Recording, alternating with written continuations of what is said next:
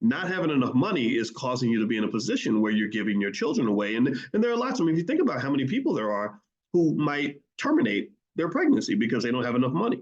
And this is a real thing. I had a conversation with a mom one time, and I didn't even know this lady that well, and she was married and everything. But I remember she told me somehow we were just talking about the fact that she mentioned that she was pregnant or something because I was working with her on a project and I said, "Oh, you're pregnant! Congratulations!" And I guess she got comfortable and was telling me things, and she said that she was gonna. She said we're probably not gonna have the baby, and I said, "Well, why not?" And she said because we don't have enough money. Insurance is really expensive in our state, and I said.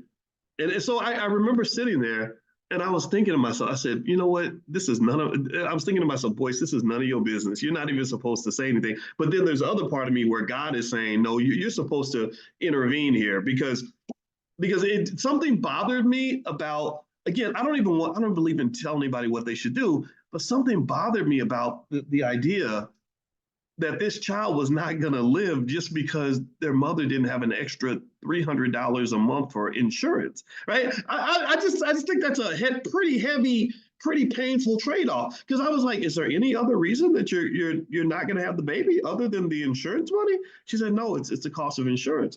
So I remember I said to her, I said, look, if your husband does not mind, I'd like to pay your insurance while you're pregnant, if that will help, if that will keep, because and I know that maybe I was overstepping, but I couldn't help it. I had to say, because I'm like, this baby's going to be here for the next 80 years. They're going to have grandkids. So this child, again, because of the way my brain operates, right? Because I told you, I try to practice being in a high consciousness level. So I don't just see what something is, I see what it's going to become. And I'm picturing this grandparent with 27 great grandchildren. And I said, all these people won't exist because we don't have an extra $200 for a month for insurance. That don't seem right. So that's what I did. I offered to pay the insurance and I did. And that baby's alive. Like that baby's like 12 now and it's a person. And now they're, and they have no idea that their whole ability to exist came down to a couple $100s of insurance. It wasn't that hard for me to pay that. Right. So I just kind of feel like if you want to know one of the reasons why financial consciousness is so important is so that you don't have to make these horrible choices. You don't want to have to choose, you don't want to have to choose life or death decisions over $200 or $300. But that's what happens when the economic culture is not quite right, when the money has not been sustained. Right? And so to some extent, money is simple. It's simple. There are ways to look at money where you can see it as being very simple, like water or oxygen. Water is not complex. Water is not a big deal. But if I took the water out of your house and you had no water for the next 6 months, then it becomes a very big deal. Right? If someone evil says, I'm not going to give you any water unless you do this for me and this, steal for me and kill for me and whatever. A lot of us might be stealing and killing because water matters. Or if they took the air is not a big deal. We don't even think about air. But if somebody takes it away, then you would do anything to get it back. So money is kind of the same way. Money is not really that important to be honest. At least again, I'm being biased here. This is my perspective. I don't think money is that important. It really isn't. But it is when you ain't got it. Do you understand? And so when I look at this young lady, I feel so bad for her. The inner father in me kicks in because I'm sitting there thinking, dang, I start asking all the questions that just make people mad at me because I'm like, number one, I'm like, where's your daddy? And then she said, the dads. She said, the dads won't help. I'm like, who picked the dads? Why are we picking these men as our dads? That's the culture. That's the culture is that because we're again, people that say, okay, let's plan, let's really teach our kids how to choose the right mate. Let's do the work in terms of mental health so that we don't pick mates based on deficiencies. Because if you have a deficiency, then yeah, you're gonna go along with anybody who makes you feel good in the moment because you are self-medicating through things, maybe perhaps through liquor, drugs, sex, or whatever.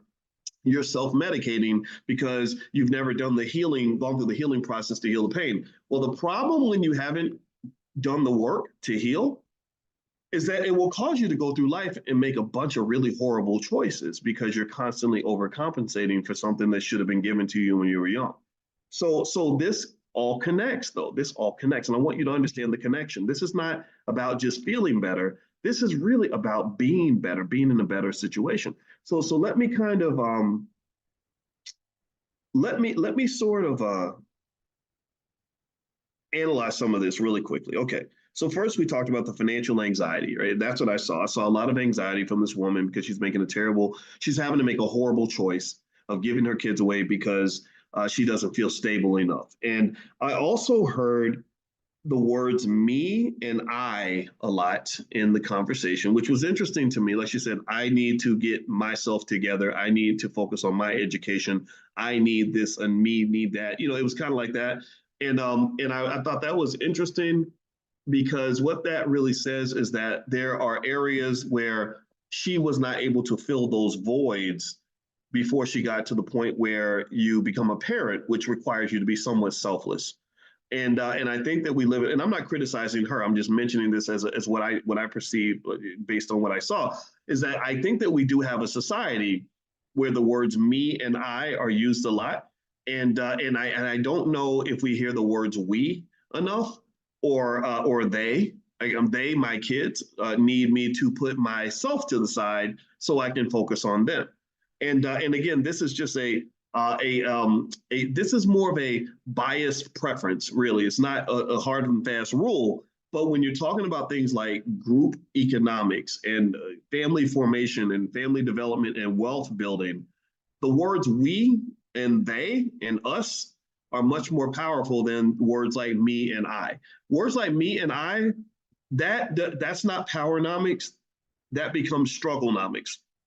Because when you're constantly thinking in a me I framework, then you're going to struggle because wealth building is a team sport. Success tends to be a team sport. Family is definitely a team sport. One thing I learned about being the head of a family is I can't be walking around thinking about me and I all the time. It's got to be we and us and they and them. Those are my pronouns. Everybody got pronouns now. My pronouns are them, those girls, her, us as a family. Those pronouns have to shift. It can't just be me and I. I know me and I are probably not pronouns, but I failed English class, so just forgive me for that. But seriously though, me and I can't be the head of a household and thinking a me I kind of framework.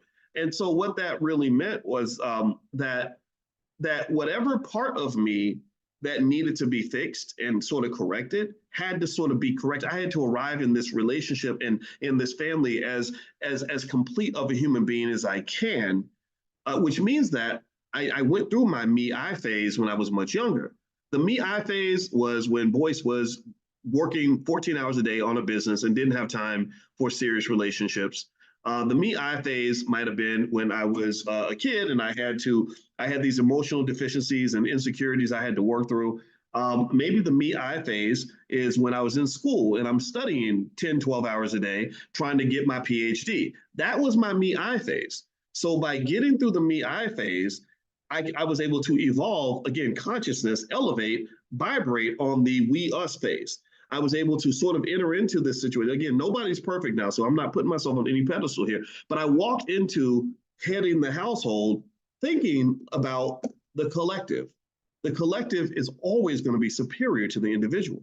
And what was really interesting to me was when my wife and I got married and I shared the video online, which was really hilarious and borderline traumatic, and it was seen by about 1 million people.